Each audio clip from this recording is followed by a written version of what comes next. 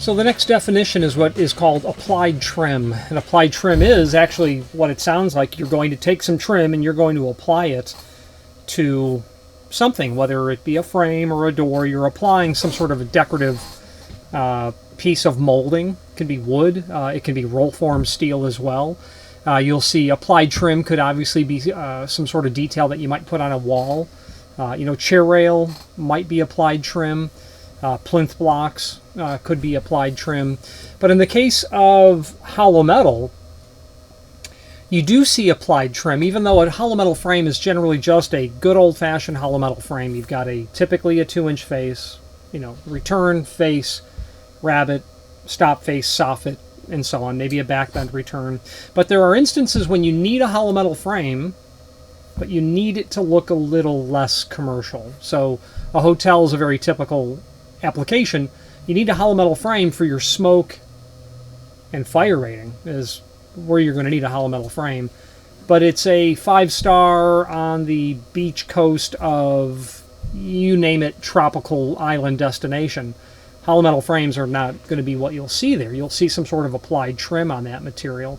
It's very typical and very common in residential applications where you'll have a light gauge frame, maybe by Ready Frame or Dunbarton, and you're going to apply trim, whether it be trim that they will supply and you snap it on, or it's going to be 2 1/4 inch ranch or colonial that you're applying, or something far more grand, larger, thicker, plinth blocks, whatever it might be. You might have casing that runs to the ceiling to crown molding, and you've got details everywhere. If you look at a hotel that's from the Gilded Age of the United States, the last quarter of the 19th century, you're going to see extremely ornate trim work. Well, applied trim does that same sort of thing. It's having possibly the best of both worlds is really what it is.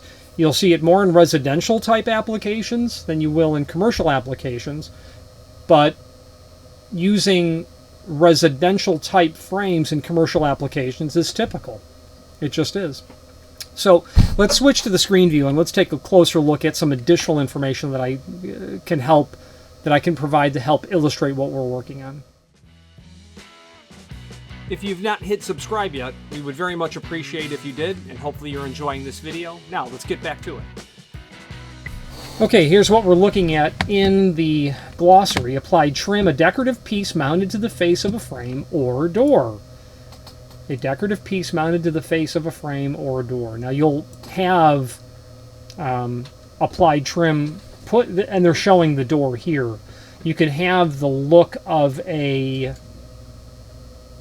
paneled door by applying, nailing or screwing and gluing trim onto the face of the door. You can come up with that type of look should you want to do that. We've done that in the past where a job that I did for Catholic Charities, it was a home, basically it's assisted living, and there may have been 50 beds in the home, and the exterior doors, they wanted the look of a half glass over a single panel, but they wanted 16 gauge galvanized hollow metal doors. So we were able to give them the half glass with a metal vision frame and muttons on the inside of the insulated glass. But then we literally took PVC and cut it, decorative PVC, and cut it and screwed it to the screwed it to the face of the door, and that's how we came up with that look. The problem with doing that was the fasteners rusted over time, and it was partially the fasteners. Actually, it was not the fasteners. It was when the hole is drilled through the steel, the galvannealed protection is no longer on the inside surface of the circumference of the hole you just drilled, so there was a weeping of rust spot from there. So that was not a great option long term, but it'll look like a panel door.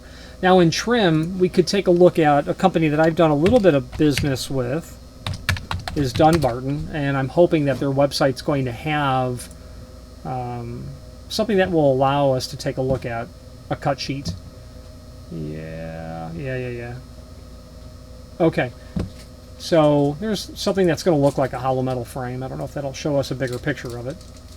hollow metal. Okay, this is just hollow metal. So Dunbarton apparently does a hollow metal type look right there.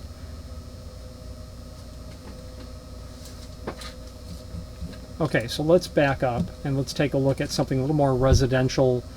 It looks like this, yeah, this Ready Flex. That's what we've done in the past. Ready Flex. So the casing here, this is snap-on casing. This happens to be metal casing that you are applying.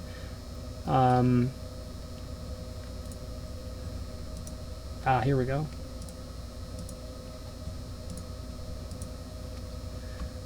This is applied trim. So you're applying the trim. This trim can be metal like it is here. It might be metal that has some sort of a profile. Perhaps it's meant to look like colonial. Or in the job that we did with Dunbarton for a couple of hundred openings, it was all less casing because the client was literally going back with the client was going back and installing some sort of something that was wider, and the reasoning it was wider is because they were working with existing openings and they wanted, here's a good picture, and they literally wanted it to be, they wanted it to look, they needed the casing to be wider because the holes that they were going to create in the openings, there was a tremendous amount of, you've got your wall, and what was really happening here was, these were the studs, and this is an exaggerated look, but if this is the wall and your studs are here, they knew going in that they were going to damage a lot of this. So they were going to be able to get the frame attached down the way that it would need to be attached without any trouble. But they wanted to have wider casing in order to cover up damage that was going to occur here. A paint line, a caulk line, things of that nature.